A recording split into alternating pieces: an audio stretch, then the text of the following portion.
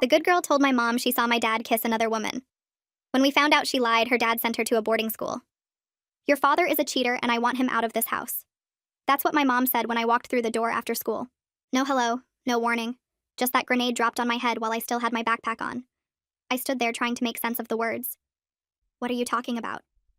She was pacing the kitchen like a caged animal. Carly pulled me aside after church yesterday. She said she saw your father kissing some woman outside his office building last week. Carly? I said. Carly from youth group? The one who leads worship? Yes, Taylor, that Carly. She was shaking when she told me. She said her conscience wouldn't let her keep it to herself anymore. I shook my head. Mom, that doesn't make any sense. Dad is obsessed with you. He brings you flowers every single Friday. He still introduces you as his high school sweetheart to people. I know what she told me. But it's not true. It can't be true. My mom stopped pacing and gripped the edge of the counter. Her knuckles were white. She looked me right in the eyes, Taylor.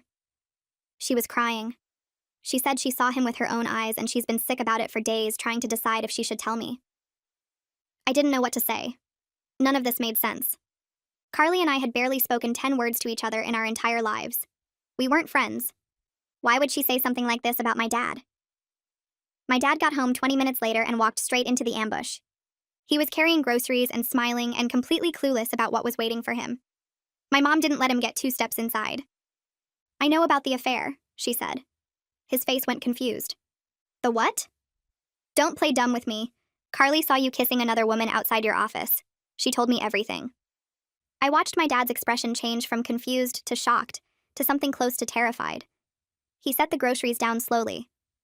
Stella, I have never cheated on you. I don't know why this girl is saying this, but it's not true. None of it is true. She has no reason to lie to me. And I have no reason to cheat on you, but here we are. He stepped toward her and she stepped back. Please, just let me prove it. Check my phone. Check my emails, call my office and ask where I was. I was in meetings all day. I can show you the calendar invites. My mom shook her head.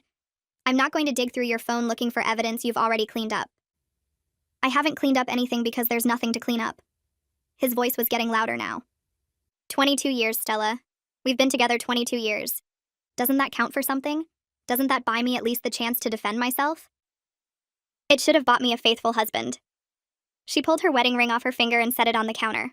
The small clink of metal on the counter was the loudest sound I'd ever heard. I want you out of this house by tonight. Mom, stop, I said, finally finding my voice. You can't do this. You can't just end everything because of what some girl said. She turned to me with tears running down her face. Stay out of this, Taylor. You don't understand. I understand that you're blowing up our entire family without even giving Dad a chance to explain himself. He had his chance. He made his choice when he decided to put his hands on another woman. My dad was crying now. I'd never seen my dad cry before. Not once in my entire life. Stella, please, I'm begging you. I didn't do this. I would never do this to you. To us. She wouldn't look at him. Get out. He stood there for a long moment, waiting for her to change her mind. She didn't. He picked up his keys from the counter and walked past me toward the door. He stopped and put his hand on my shoulder and squeezed. Then he was gone. That was the last normal night of my life. By the end of the week, the whole church knew. My mom had called her sister crying, and her sister had called 2 friends, and those friends had called everyone else, and suddenly the whole world knew her business. My mom's phone rang over 30 times in those first few days, 30 people calling to offer support and tell her how sorry they were that her husband turned out to be such a disappointment. 30 people who believed a teenage girl over a man they'd known for years. Nobody called my dad, not one person. He'd been going to that church since before I was born, helped build the fellowship hall with his own hands, coached the softball team, showed up every Sunday without fail. None of that mattered anymore. One accusation, and he became a ghost. I heard what people were saying, the whispers at school, the looks at the grocery store. I always thought he was too good to be true. The worst part was watching my dad try to fight something he couldn't see. He called my mom every day for the first 2 weeks, left voicemails begging her to talk, sent emails with screenshots of his calendar and credit card statements and phone records. Everything clean, everything proving exactly where he'd been. It didn't matter. Of course his records are clean, my mom told me. Cheaters know how to cover their tracks. Every time I tried to defend him, she looked at me with pity, like I was too young to understand, like believing my own father made me naive. The divorce was finalized 3 months later. My dad moved to Seattle 2 weeks later. He called me the night before he left. I'm sorry I couldn't fix this. I'm sorry I have to leave. This isn't me leaving you, Taylor. This is me trying to survive. I cried for hours after that phone call. Cried until my chest hurt, and there was nothing left inside me but emptiness. And Carly kept living her perfect little life like nothing happened. I saw her at school every day, laughing with her friends, leading morning prayers, getting praised by teachers for being such a good role model. She destroyed everything I loved, and she didn't even seem to regret it. I hated her so much it felt like poison in my blood. But I couldn't figure out why she did it. Why would Carly target my family? We had no history, no connection, no reason to even be on her radar. Then I found out exactly what I did to make her hate me so much. And that's when I stopped grieving and started planning. It took me 5 months to figure out why Carly did it. 5 months of replaying every interaction we'd ever had, trying to find the moment I wronged her. Every conversation in the hallway, every time we passed each other at youth group, every Sunday morning when our families sat 3 pews apart and barely acknowledged each other existed. There was nothing. No fight, no drama, no history at all. We were just 2 girls who happened to go to the same school and the same church and had absolutely no reason to be in each other's lives. That's what made it so confusing. You don't destroy someone's family for no reason. You don't walk up to a woman you've known your whole life and tell her that her husband is cheating unless you have something to gain from it. But I couldn't figure out what Carly gained from watching my parents fall apart. I couldn't figure out what she got from seeing my dad pack his bags and drive away while I stood in the driveway crying. None of it made sense until I started thinking about what my life looked like before she burned it down. My parents were the couple everyone talked about at church. Not in a gossipy way, but in an admiring way. They met in high school, started dating junior year, got married at 20 when everyone told them they were too young. 22 years later, they were still proving everyone wrong. My dad brought my mom flowers every single Friday. Not because he forgot something or messed up, but just because he wanted to. He'd walk through the door with this bouquet of whatever was in season, and my mom would act surprised every time, even though it had been happening for as long as I could remember. She'd put them in a vase on the kitchen table, and they'd stay there all week until the next Friday when he'd show up with fresh ones. They held hands during church service. Every single Sunday, my dad would reach over and take my mom's hand during the sermon, and she'd lean into him just slightly. It embarrassed me when I was younger. I'd sit there thinking about how weird it was that my parents still acted like teenagers. But as I got older, I started to realize how rare it was. I'd go to my friends' houses and their parents barely talked to each other. They'd eat dinner in separate rooms or have these tense conversations that felt like they were one wrong word away from exploding. My house wasn't like that. My house was loud and warm and full of laughter. We ate dinner together every night. We went to church together every Sunday. We took family vacations every summer, even when money was tight. My mom used to say we were blessed. She'd say it all the time, usually when she was watching my dad do something small like fix the leaky faucet or help me with my homework. We're so blessed, Taylor. Don't ever forget that. I didn't forget. I just didn't realize how much other people noticed it too. Carly noticed. I didn't know it at the time, but she'd been watching my family for years. Watching my parents hold hands. Watching my dad bring flowers. Watching us laugh together in the church parking lot while her family stood stiff and silent waiting to go home. Her parents were strict in a way that made my parents look like hippies. Her dad was a deacon who quoted scripture at the dinner table and expected perfection from everyone in his house. Her mom was the kind of woman who smiled at church but never seemed happy. They had rules for everything.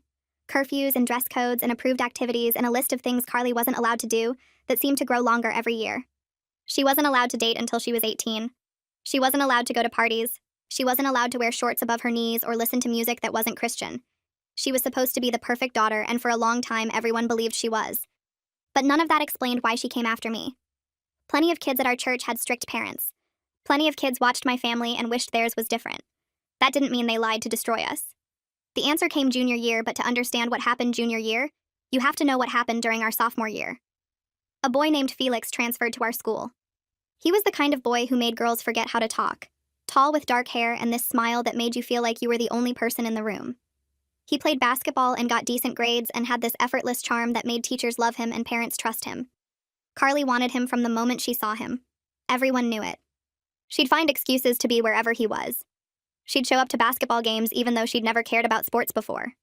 She'd volunteer for the same committees he was on and laugh too loud at his jokes and do everything possible to get his attention. For 2 years she chased him, and for 2 years he was polite but never interested. Then junior year happened. I was at my locker between second and third period when Felix walked up to me. We'd talked before, but nothing serious. Just the normal stuff you say to someone you share a class with. But that day he leaned against the locker next to mine and asked what I was doing after school. I said nothing, and he said maybe we could change that. We started hanging out. Not dating exactly, but something close to it. He'd find me at lunch and sit with my friends. He'd text me at night asking about homework even though we both knew he didn't need help. He'd show up at my locker with coffee because he remembered I said I was tired one time. It felt like a dream. This boy that every girl wanted was choosing to spend his time with me. I didn't think about Carly. I didn't think about what she'd been trying to do for 2 years. I was too busy floating to notice the way her eyes followed us in the hallway. Homecoming was when everything solidified. Carly asked Felix to go with her. She did it publicly, during lunch, with a poster and everything. She'd clearly planned it for weeks. The poster had inside jokes on it, references to things they'd talked about, proof that she'd been paying attention to every word he ever said. He said no, right there in front of everyone. He was nice about it, said he was flattered, but he already had someone in mind. Carly's face crumpled for half a second before she pulled it back together and laughed it off. She said she was just joking anyway. Everyone pretended to believe her. 2 weeks later, Felix showed up at my locker with tulips because I mentioned liking tulips one time. He asked if I'd go to homecoming with him, and I said yes before he even finished the sentence. That's when I became Carly's enemy. I didn't know it at the time. I didn't realize that watching Felix choose me over her had broken something inside her. I didn't understand that every time she saw us together, every time she watched him reach for my hand the way my dad reached for my mom's, she was building a case against me in her head. She couldn't hurt Felix. She liked him way too much to cause his downfall. But she could hurt me because she didn't know me. She could take away the thing I had that she wanted most. She wanted the same kind of love my parents had, with Felix. She wanted the house full of laughter, the Friday flowers, kids with him, and the feeling that everything was going to be okay. She watched my parents for months after homecoming, learned their patterns, figured out when my dad left work and what route he took home. And then she walked up to my mom after church and told her she'd seen something that wasn't true. One lie. That's all it took. Because the boy she wanted chose me instead of her. So yeah, jealousy is what burned my life down. She wanted what I had so badly that when she couldn't take Felix, she took everything else instead. I spent months drowning in that knowledge. But anger turns into something useful if you let it sit long enough. One night I stopped crying and started thinking. Carly had fooled everyone into believing she was perfect, but nobody is that perfect.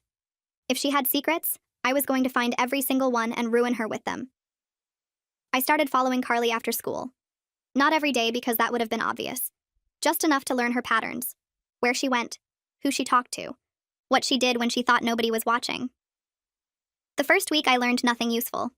She went to the library on Monday, got coffee with 2 girls from choir on Tuesday, drove straight home on Wednesday and Thursday, went to youth group on Friday night and stayed the whole time.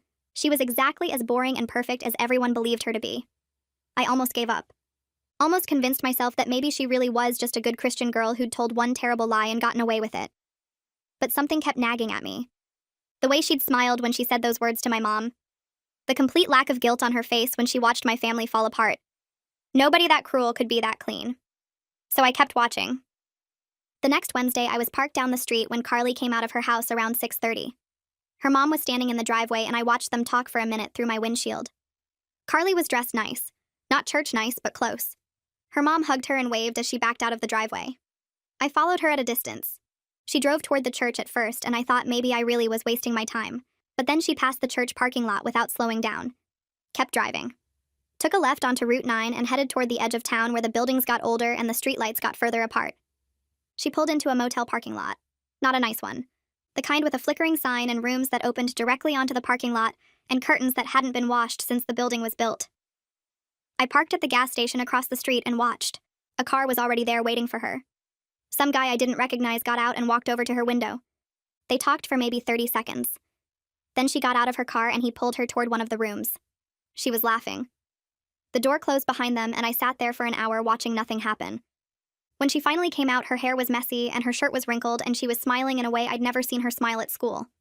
She checked her phone, fixed her makeup in her car mirror, then drove away like nothing had happened. I checked the time. 9:15. Bible study ended at 9. She'd timed it perfectly. I went back the next Wednesday. Different boy's car in the parking lot. Same room, same hour inside, same messy hair when she came out. The third Wednesday, it was a guy I recognized from the public school's newspaper. He had a truck and he opened the passenger door for her like a gentleman before they disappeared inside together. 3 Wednesdays. 3 different guys. Same motel. Same lies to her parents about where she was. I started paying attention to her weekends too. Friday nights were harder to track because she actually did go to youth group. But she never stayed long. I'd watch her car leave the church parking lot around 8 and head somewhere that definitely wasn't home. I was in the bathroom at school one afternoon when I heard her voice in the hallway. She was on the phone with someone and she didn't know I was there. "Tell your mom I'm staying at your place tonight," she said. "I'll text you when I need you to cover. My parents would actually kill me if they knew where I was going." A pause. Then she laughed. "Bethany, you're the best. I owe you." Bethany, her best friend, the girl who sat next to her in every class and backed up every story and made sure Carly's alibi was always airtight. They had a whole system. I followed her to a party that Friday. Some guy named Duncan whose parents were apparently never home. The house was packed when I got there, and nobody noticed one more face in the crowd. I found a spot in the corner where I could watch without being seen, and waited. Carly showed up around 11. She walked in like she owned the place, and within 10 minutes she was dancing on the kitchen counter with a bottle in her hand. People were cheering. Someone was recording on their phone. She jumped down and kissed some random guy I'd never seen before, and the crowd went wild. A girl with pink hair leaned over to me. "First time seeing church girl let loose?" I didn't say anything. Just watched Carly take another drink and climb back onto the counter. "She's here every weekend," the girl continued. "Different guy every time.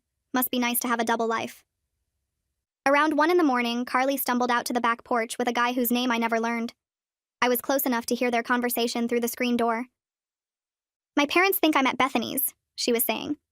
Her words were slurred and she was leaning on him to stay upright. "They have no idea. They never have any idea." The guy laughed. "Angel on Sunday. Devil every other day." Something like that. She kissed him sloppily, and they disappeared around the corner of the house. I had enough. More than enough. But I wanted to see just how deep this went.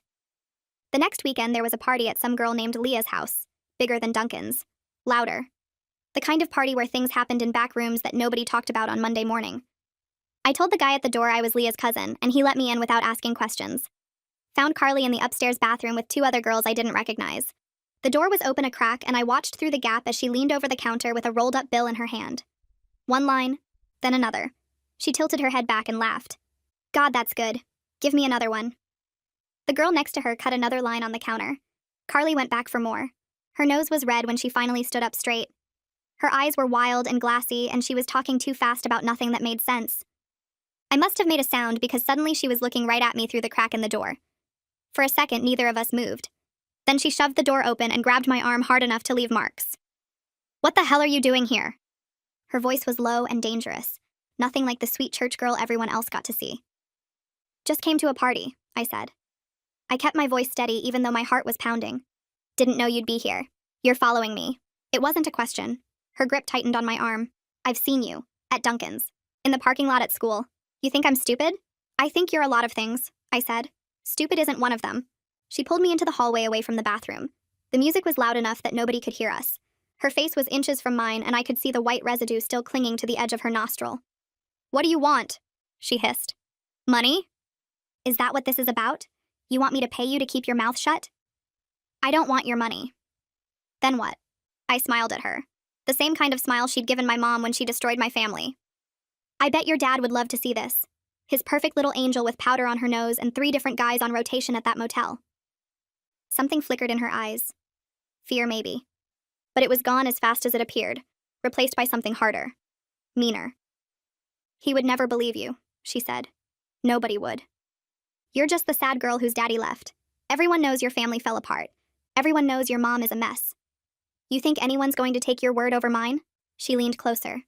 Close enough that I could smell the alcohol on her breath mixed with something chemical and sharp. "I'm untouchable," she whispered. "I've been doing this for 2 years and nobody has ever figured it out. You want to know why? Because people see what they want to see. And everyone wants to see me as perfect. So that's what I am. Perfect little Carly who teaches Sunday school and leads worship and would never ever do anything wrong." She let go of my arm and stepped back. The sweet smile slid back onto her face like a mask. "Go home, Taylor. Cry about your broken family. Nobody cares what you think you saw." She walked back into the bathroom and closed the door in my face. I stood there in that hallway with the bass thumping through the floor and her words ringing in my ears. He would never believe you. She was right. If I went to her parents with what I knew, they'd think I was crazy, jealous, bitter. The girl from the broken home trying to tear down someone better than her. Telling them wouldn't work. I needed to show them. I left the party and sat in my car for a long time. Sunday morning, I went to church for the first time since my parents split up. I sat in the back row and watched Carly's family file into their usual spot in the 3rd pew. Carly was wearing a white blouse and a long skirt, and her hair was pulled back in a neat ponytail. She looked like she'd never touched a drink in her life, never done a line off a bathroom counter, never snuck out to a motel with boys whose names she probably didn't even remember. The pastor called her up to lead the opening prayer, and she walked to the front with her hands folded and her head bowed. Her voice rang out clear and sweet as she thanked God for blessings and asked for guidance and strength for the week ahead. Her parents were beaming. Her mom had actual tears in her eyes. I watched from the back and thought about the motel, the bottles, the powder, the boys, the way she'd looked at me and told me nobody would ever believe the truth. They had no idea who their daughter really was. But I did. And I was going to make sure they found out in a way she couldn't talk her way out of. But I didn't want to just tell them. That wouldn't work because they'd never believe me. The girl who accused their precious daughter would just look jealous and bitter. Instead, I wanted them to see it with their own eyes.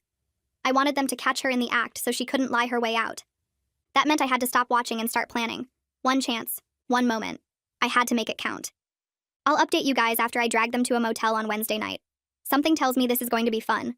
When Wednesday night rolled around, I made sure I was parked in their driveway. The air was cold and I wore a sweater that made me look smaller than I was. I practiced my face in the rearview mirror before I got out of the car. Worried, nervous, like a girl who didn't want to cause trouble but felt like she had to say something.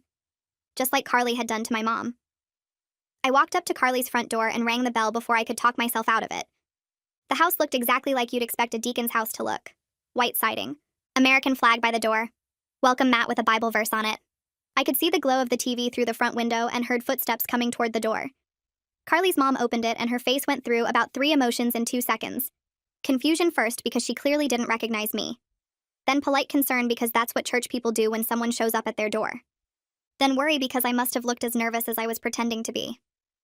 "Hi," I said, and I made my voice shake just a little.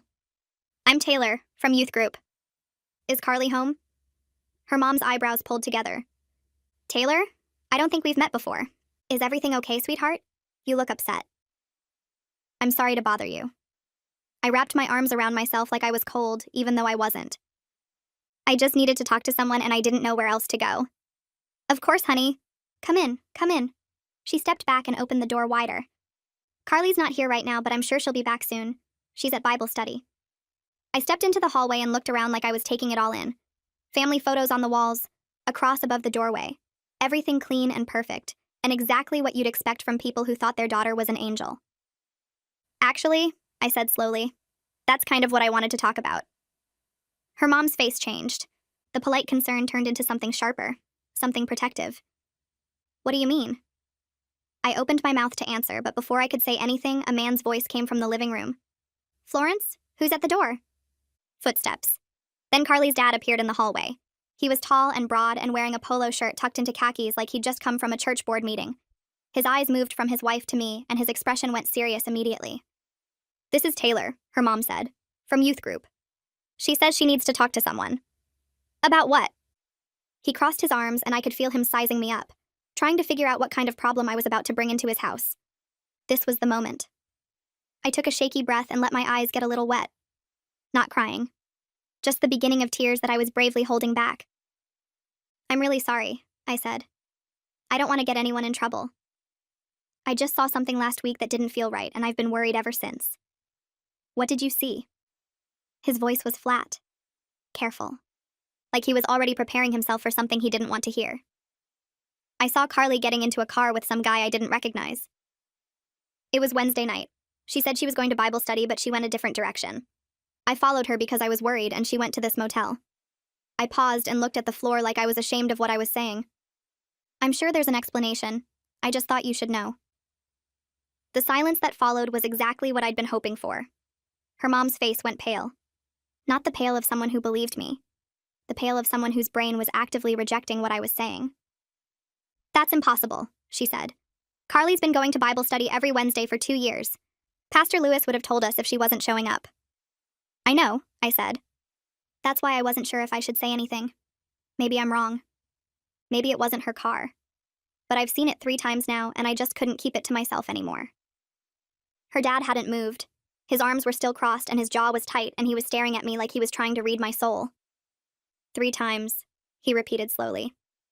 "You've followed my daughter 3 times?" I wasn't following her on purpose. I let my voice crack a little. The first time I just happened to be driving that way. But then I saw her again the next week and I got scared.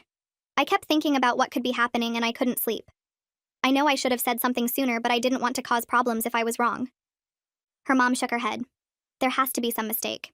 Carly would never lie to us. She's a good girl. She teaches Sunday school. She leads worship. Florence. Her dad's voice cut through the denial. Where exactly is that motel? I gave him the name of the motel. Watched his face go hard. Watched something shift behind his eyes as his brain started doing the math he didn't want to do. She's there right now, I said quietly. At least she was the last 3 Wednesdays. Same time, same place. I can show you if you want. This is ridiculous.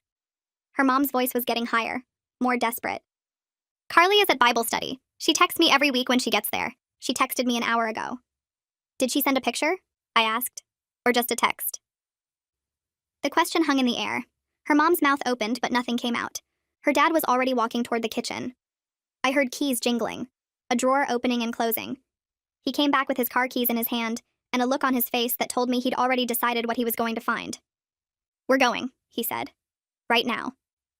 Don, this is crazy. Her mom grabbed his arm. We can't just show up at some motel because a girl from youth group thinks she saw something. What if someone sees us? What will people think? I don't care what people think. He pulled his arm away. I care about knowing where my daughter actually is on Wednesday nights. Taylor, you're coming with us. You're going to show us exactly where you saw her. I nodded and kept my face worried and grateful. Thank you for believing me. I've been so scared to say anything. We don't believe you yet, he said. But we're going to find out one way or another. Her mom was still shaking her head as we walked out to their car, still muttering about how there had to be an explanation. How Carly would never do something like this. How I must have been confused or mistaken, or maybe even lying. I climbed into the back seat and gave them directions and watched the streetlights flash across the windshield as we drove toward the motel. My hands weren't shaking anymore. My voice wasn't pretending to crack. Because this wasn't acting anymore. This was the moment I'd been waiting for since the day my dad packed his suitcase and drove away. Carly had destroyed my family with one lie. In about 15 minutes, her parents were going to see exactly who their perfect daughter really was. And there was nothing she could do to stop it. Nobody spoke for the first 5 minutes of that drive. Don kept his eyes on the road and his hands tight on the wheel. Florence sat in the passenger seat with her arms crossed and her lips pressed together like she was physically holding back everything she wanted to say. I sat in the back and watched the tension build between them like pressure in a sealed container.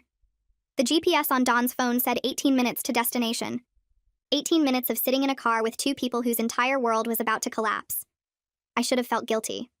I didn't. Florence broke first. This is a mistake, she said quietly. We're going to get there and Carly's not going to be anywhere near that place, and then we're going to owe this girl an apology for dragging her into our family business. Don didn't respond. Just changed lanes and accelerated past a minivan. Maybe she's at a friend's house, Florence continued. Her voice had that desperate quality of someone trying to convince themselves more than anyone else. Maybe Bible study got canceled and she went somewhere else. Maybe the location changed and she forgot to tell us. Florence. Don's voice was low, like a warning. I'm just saying there are 100 explanations that don't involve our daughter lying to us for 2 years. Carly knows better. We raised her better. She wouldn't throw away everything we've taught her for some boy at a motel. I watched Don's knuckles go white on the steering wheel, saw the muscle in his jaw jump. He knew. Some part of him already knew, and he was just driving toward confirmation of something his gut had been telling him for longer than he wanted to admit. Florence turned around in her seat to look at me. Her eyes were red, but she wasn't crying. Not yet. Are you jealous? Is that what this is about? No, ma'am. I met her gaze and didn't blink. I'm just worried. That's all. I keep thinking about what could happen to her at a place like that. What if something goes wrong? What if she gets hurt? I couldn't live with myself if I didn't say anything and something bad happened. Florence stared at me for a long moment, searching my face for something. A lie. A crack in my story. Some reason to believe this was all a misunderstanding, and her daughter was exactly who she'd always believed her to be. She didn't find it. She turned back around and stared out the windshield. She teaches Sunday school, she said quietly, almost to herself. She leads worship every week. She's been talking about going to Bible college next year. This doesn't make any sense. People aren't always who they seem, I said. The words came out before I could stop them. Florence flinched like I'd punched her.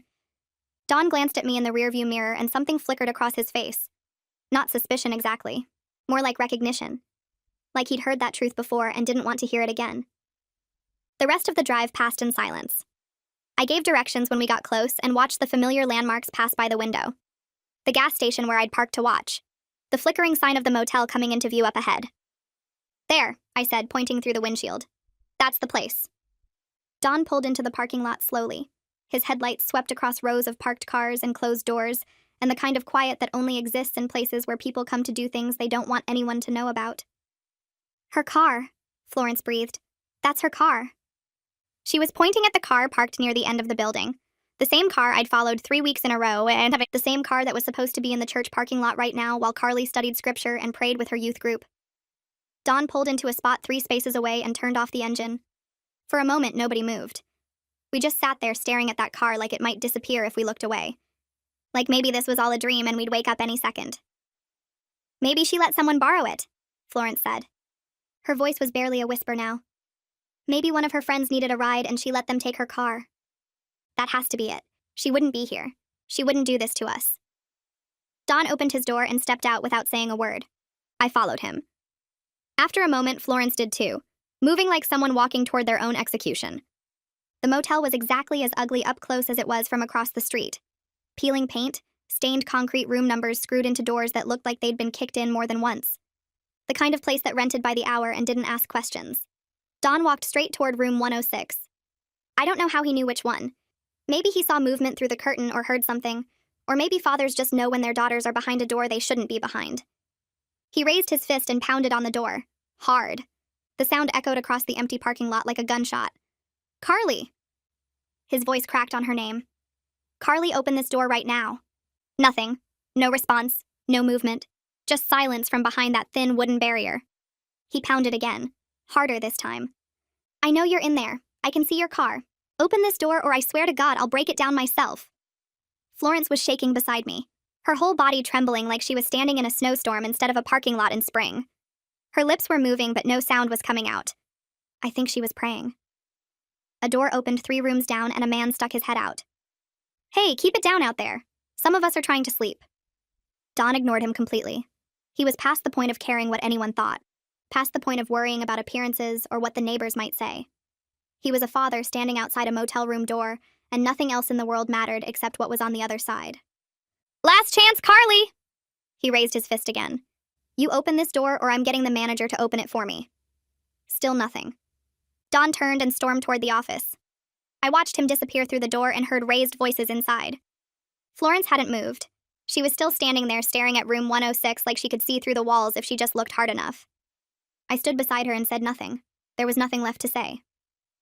Don came back with the manager, a tired-looking man in a stained t-shirt who was holding a ring of keys and looking like he wanted to be anywhere else in the world. Sir, I really can't just open rooms for people, he was saying. There are privacy laws. If your daughter's in there with someone, that's really not my business. She's 17 years old, Don said through clenched teeth. And if you don't open that door in the next 10 seconds, I'm calling the police and telling them you're running a place where adults bring minors. The manager's face changed. He fumbled with his keys and walked quickly toward room 106. He found the right key and slid it into the lock. The click of the deadbolt turning was the loudest sound I'd ever heard. The deadbolt clicked and everything I'd been planning for weeks came down to whatever was on the other side of that door. Florence was shaking so hard I could hear her teeth chattering. Don's hand was already reaching for the handle. Carly would have never suspected that her perfect life was going to crumble today. The door was about to open, and there was nothing she could do to stop what came next. The lock clicked and the door swung open and everything after that happened in slow motion. The first thing that hit me was the smell. Smoke and alcohol and something sour underneath it all like sweat and desperation and bad decisions. The room was dark except for a lamp on the nightstand that cast ugly yellow shadows across the walls. And there on the bed was Carly. She was wearing a bra and underwear and nothing else. Her hair was tangled and her makeup was smeared, and she had a half-empty bottle of vodka in her hand that she dropped the second the door opened. The glass hit the carpet with a dull thud, and liquid started soaking into the floor, but nobody moved to pick it up. There was a boy next to her. Some guy I'd never seen before with messy brown hair and a panicked expression. He was shirtless and scrambling for his jeans that were crumpled on the floor by the TV stand. His hands were shaking so bad he couldn't get his legs through the holes. Oh God, he kept saying. Oh God, oh God, oh God. I looked past them to the rest of the room and it was worse than I'd imagined. Empty vodka bottles lined up on the nightstand like soldiers, ashtrays overflowing with cigarette butts. and on the dresser next to the TV were 3 neat lines of white powder with a rolled-up dollar bill sitting beside them. The room looked like a crime scene, like evidence of a life nobody knew existed.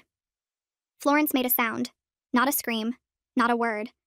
Just this broken noise that came from somewhere deep in her chest, like her soul was trying to escape through her throat. Her hand flew up to cover her mouth and her whole body crumpled against the doorframe like someone had cut her strings. Don didn't move. He stood in the doorway like a statue carved from stone. His eyes moved slowly across the room. The bottles, the substances, the boy still struggling with his pants, his daughter sitting on a motel bed in her underwear looking like a stranger wearing Carly's face. Dad. Carly's voice came out small and broken. Dad, I can explain. Explain. The word came out of Don's mouth like a bullet, hard and cold and final. Explain what exactly? Explain the substances on that dresser. Explain the alcohol. Explain why you're half naked in a motel room with some boy while your mother thinks you're at Bible study. It's not what it looks like. Then tell me what it is, Carly. Tell me what I'm supposed to be seeing right now because from where I'm standing, it looks like my daughter has been lying to me for God knows how long. The boy finally got his jeans on and tried to make a break for the door. Don's arm shot out and grabbed him by the shirt collar, slammed him against the wall hard enough to knock a picture frame loose. Where do you think you're going? I swear this wasn't my idea. The boy's voice cracked with terror. She invited me here. She's the one who got the room. I didn't force her into anything. You think that makes it better? Don shoved him harder against the wall. Get out of my sight. Don released him with a shove that sent him stumbling toward the door. And if I find out you've been anywhere near my daughter again, that's the last thing you'll do. Do you understand me? The boy didn't need to be told twice. He grabbed his shirt off the floor and ran out into the parking lot without looking back. His footsteps faded into the night, and then it was just the 4 of us standing in that room with the truth hanging in the air like smoke. Carly had pulled a sheet up over herself. Her hands were trembling and tears were streaming down her face, leaving tracks through her smeared mascara. She looked young, younger than I'd ever seen her. Daddy, please, she said. Please just listen to me. I can explain everything. Start talking. It's not as bad as it looks. Everyone does stuff like this. It's normal. I was just having fun with my friends and it got out of hand tonight, but it's not like I do this all the time. All the time. Don laughed, but there was no humor in it. Just this hollow, broken sound that made the hair on my arms stand up. Taylor told us she's seen you here 3 different Wednesdays. 3 different boys. Is that true? Carly's head snapped toward me. For the first time since the door opened, she really looked at me, really saw me standing there in the doorway watching her world fall apart. And I watched her face change as the pieces clicked together. The confusion melted away and something else took its place. Understanding. Then rage. You, she breathed. You did this. I told them what I saw. You set me up. This whole thing was a setup. You've been following me for weeks, waiting for the perfect moment to destroy my life. I just told them the truth, Carly. Everything they're seeing right now is real. I didn't put those substances on the dresser. I didn't take your clothes off. I didn't make you come here week after week while your parents thought you were at church. You vindictive little witch. Carly was on her feet now with the sheet wrapped around her like a toga. Her eyes were wild and her voice was getting louder. This is because of Felix, isn't it? This is because he picked you over me at homecoming. You've been waiting 2 years to get back at me. Florence looked up from the floor. What does she mean back at her? What does Felix have to do with anything? I looked at Carly and watched her realize what she'd just said. Watched the color drain from her face as she understood she'd given me exactly what I needed. Tell them, I said quietly. Tell them why you really did what you did to my family. I don't know what you're talking about. Yes, you do. Tell them about my dad. Tell them what you told your parents last year. The lie you made up because you were angry that a boy you liked chose someone else. Don stepped forward. What is she talking about, Carly? Nothing. She's crazy. She's been stalking me for weeks and now she's making up stories to justify it. I'm not making up anything. I pulled out my phone and opened the voice memo app. I recorded our conversation at Duncan's party 3 weeks ago. The one where you told me you're untouchable. The one where you said you've been doing this for 2 years and nobody figured it out. I hit play. Carly's voice filled the room. Tinny and distant but unmistakable. He would never believe you. Nobody would. You're just the sad girl whose daddy left. Everyone knows your family fell apart. You think anyone's going to take your word over mine? Florence's hand flew back to her mouth. Don stood frozen, listening to his daughter's voice saying things he never imagined she was capable of. I'm untouchable. I've been doing this for 2 years and nobody has figured it out. People see what they want to see. Everyone wants to see me as perfect. So that's what I am. I stopped the recording. The silence that followed was deafening. 2 years, Dawn said slowly. You've been lying to us for 2 years. Daddy, that recording is out of context. She's twisting everything. I was just talking. I didn't mean any of it. What did you do to her father, Carly?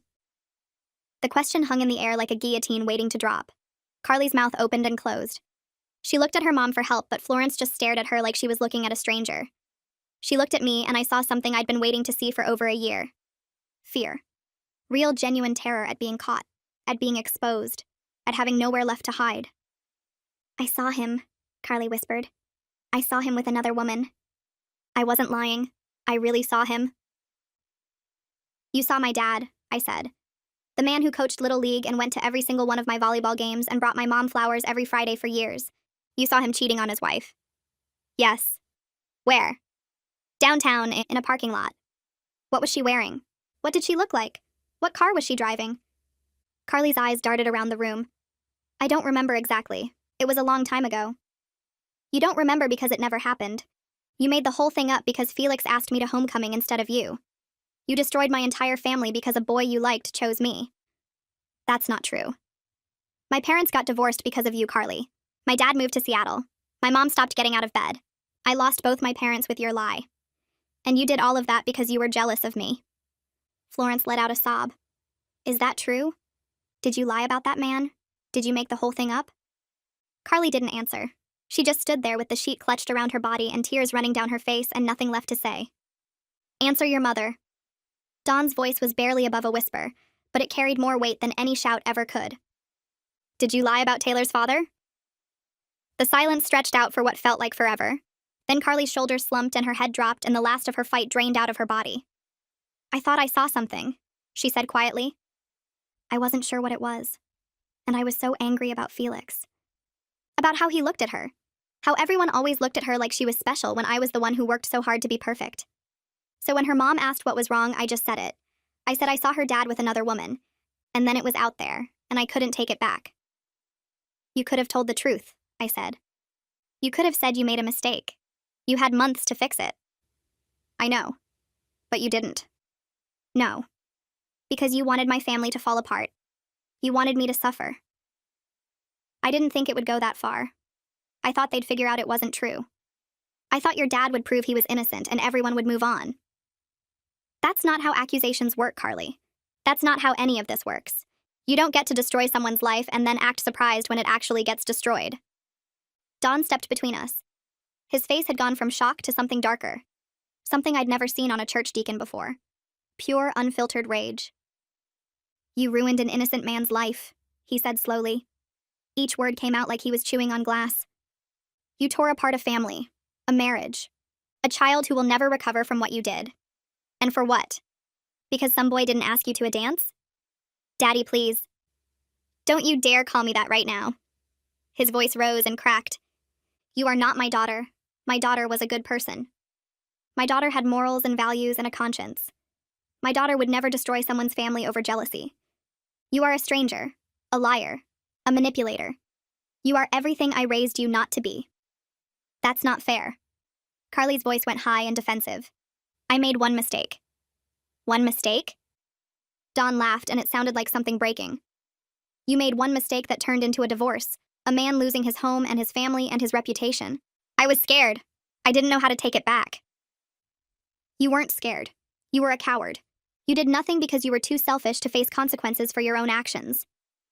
You're being so unfair right now. You don't know what it's like to want something so bad and watch someone else get it instead. You don't know how that feels. I know exactly how it feels to want something. Dawn's voice dropped to something cold and quiet. I wanted a daughter I could be proud of. I wanted a child who reflected the values I taught her. I wanted to believe that everything I sacrificed to raise you meant something. And now I'm standing in a motel room looking at substances and alcohol and lies, and I'm realizing I never knew you at all. That's not true. I'm still me. I'm still your daughter. My daughter wouldn't do this. He gestured at the room, at the bottles and the powder and the mess of everything she'd hidden. This person? I don't know who this is. But it's not the girl I raised. Stop saying that. Carly's voice cracked. Stop acting like I'm some monster. I made mistakes. Everyone makes mistakes. You're supposed to forgive me. You're supposed to love me no matter what. Love you? Dawn stepped closer and Carly actually flinched back. You want me to love you right now? After everything I just found out? Yes. The word came out as a sob. Yes, I want you to love me. I'm your daughter. You have to love me. I don't have to do anything. His voice was ice. Love is earned, Carly. Trust is earned. And you have burned every single bit of both that you ever had with me. Florence finally spoke. Her voice was raw and broken. Dawn, please. She's still our child. We can fix this. We can get her help. Family counseling. Therapy. Something. There is no fixing this, Florence. There is no therapy that undoes what she did to that family. He turned back to Carly. You are going to boarding school from now on. I don't care which one. Somewhere far away where you can't hurt anyone else. Where you can think about what you've done without anyone around to make excuses for you. No. Carly shook her head frantically. No, you can't do that. You can't just send me away. I have friends here. I have a life here. You can't make me leave. Watch me. Mom. Carly turned to Florence with desperate eyes. Mom, please, tell him he can't do this. Tell him this is crazy. I made a mistake. One mistake. I don't deserve to have my whole life ruined over one mistake. Florence opened her mouth, but Dawn stopped her. This isn't fair. Carly was screaming now. Full volume hysterical screaming that probably woke up half the motel. This isn't fair. I said I was sorry. I said I made a mistake. What else do you want from me? I want you to understand what you did. I want you to feel even a fraction of the pain you caused. I want you to spend every day for the rest of your life knowing that you destroyed innocent people because you couldn't handle not getting what you wanted. He walked toward the door. Florence followed him like a ghost. Pack your things. Your mother will pick you up in the morning. Don't bother coming home. You can stay with your grandmother until we figure out the school arrangements. Daddy, please. Carly lunged forward and grabbed his arm. Please don't leave me here. Please don't do this. I'll do anything. I'll apologize to Taylor. I'll apologize to her whole family. I'll tell everyone at church what I did. Just please don't send me away. Dawn looked down at her hand on his arm. Then he looked at her face. And I watched something in him close off completely, like a door slamming shut. You should have thought about that before you ruined their lives. He pulled his arm free and walked out. Florence paused in the doorway. For a second, I thought she might say something to her daughter. Offer some comfort or hope or promise that things would get better. Instead, she just looked at Carly with an expression I couldn't read. Disappointment, grief, maybe even disgust. Then she followed her husband into the parking lot and closed the door behind her. Carly collapsed onto the floor. She curled up on the dirty motel carpet and sobbed so hard her whole body shook. Ugly crying. The kind that makes your face red and your nose run and your chest hurt from trying to breathe. I stood there and watched her fall apart. Watched the girl who had destroyed my family finally experience a fraction of the pain she'd caused. And I felt satisfied. You're still here. Carly's voice came out muffled and broken from the floor. Why are you still here? Haven't you done enough? I wanted to see what it looked like. What? Your life falling apart? I wanted to see it happen. I wanted to watch. She lifted her head and looked at me with red, swollen eyes. You're sick. You're actually sick. Maybe. But at least I'm not you right now. I walked to the door and opened it. Goodbye, Carly. Have fun in boarding school. I never saw her again.